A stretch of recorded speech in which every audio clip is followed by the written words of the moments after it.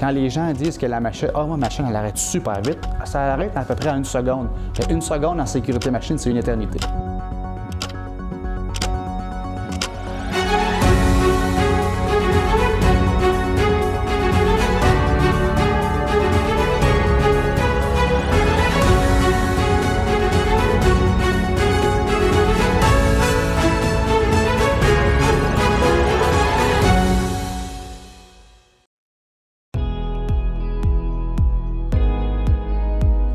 Bonjour tout le monde, bienvenue à cette deuxième capsule vidéo sur la sécurité machine.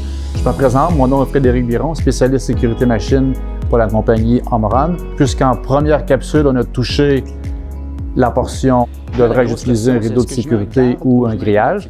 Alors maintenant qu'on sait qu'on doit utiliser un rideau de sécurité, si vous avez une application ou une machine qui a des projections de pièces, donc cette projection de pièces ne sera jamais protégée par le rideau, c'est-à-dire que la pièce, ça va être projetée. Oui, elle va traverser le rideau. Oui, ça va arrêter la machine, mais la pièce va peut-être me frapper ou me blesser ou m'envoyer quelque chose dans les yeux, même si je porte des lunettes ou peu importe. Donc, il faut faire attention à est-ce que mon application a la projection de pièces. Même si j'ai une fréquence d'opération super élevée, on décide que prendre le rideau, c'est une bonne solution, mais j'ai des projections de pièces, probablement que je vais être obligé de retourner vers le grillage amovible avec une porte, avec peut-être un plexiglas devant pour empêcher la projection, ou ça peut être, dépendamment du type de projection, peut-être que les carreaux seraient adéquats. Ou peut-être qu'il faut modifier ma machine pour éviter que j'ai une projection de pièces pour pouvoir m'assurer que mon rideau de sécurité soit adéquat pour l'application. Donc, c'est important de comprendre aussi cet élément-là qui est validé s'il y a des éjections de pièces ou de matière.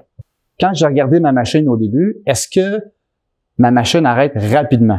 Si ma machine prend du temps pour arrêter, ça risque de pas être une bonne situation pour prendre le rideau de sécurité. La raison est simple, c'est que le rideau m'empêche pas physiquement de me rendre à la machine comme un grillage fixe où là, je dois ouvrir la porte ou fermer la porte. Le rideau va me laisser me rendre directement au danger ou à l'accès que j'ai besoin d'avoir. Alors, tout ça pour dire que la machine va arrêter en fonction du temps de réaction du rideau, le temps de réaction que la machine arrête, le temps de réaction du relais de sécurité, le temps de réaction des contacteurs. Donc, tous ces temps de réaction-là ensemble ont un impact sur est-ce que mon rideau, c'est une bonne solution ou pas. Pourquoi? Parce que quand j'installe un rideau de sécurité, je dois faire un calcul de distance de sécurité qui va me dire, bien là, si ton danger il est là, qu'est-ce qui justifie que j'installe mon rideau à une distance ou l'autre? C'est pas aléatoirement, puis c'est pas non plus installer un endroit où il fit bien sa machine. Là, je vais l'installer à cet endroit-là. Quand on fait le choix d'un rideau, ben il faut faire attention aux projections possibles qui pourraient arriver dans une application, ce qui pourrait nous limiter là, dans le choix du rideau ou de ce type de technologie-là pour se protéger. Quelques points que j'aimerais apporter là, pour comprendre les différentes considérations. C'est important, premièrement, de voir l'application, de comprendre l'application. Il faut faire l'appréciation du risque. Et la raison pour laquelle on fait l'appréciation du risque, c'est savoir quels sont les risques initiaux et qu'est-ce que j'ai besoin de faire pour le protéger. Mais de cette analyse-là va découler la fréquence d'utilisation. Et la fréquence d'utilisation, c'est mon élément principal pour savoir est-ce que c'est une bonne idée de mettre un rideau ou pas mettre un rideau. Donc, la fréquence d'accès au danger est super important. Est-ce qu'il y a des projections de pièces? C'est important que je sache ça dans mon application. Est-ce que la machine arrête rapidement ou immédiatement dans n'importe quel cycle de la machine? C'est important d'avoir cette information-là.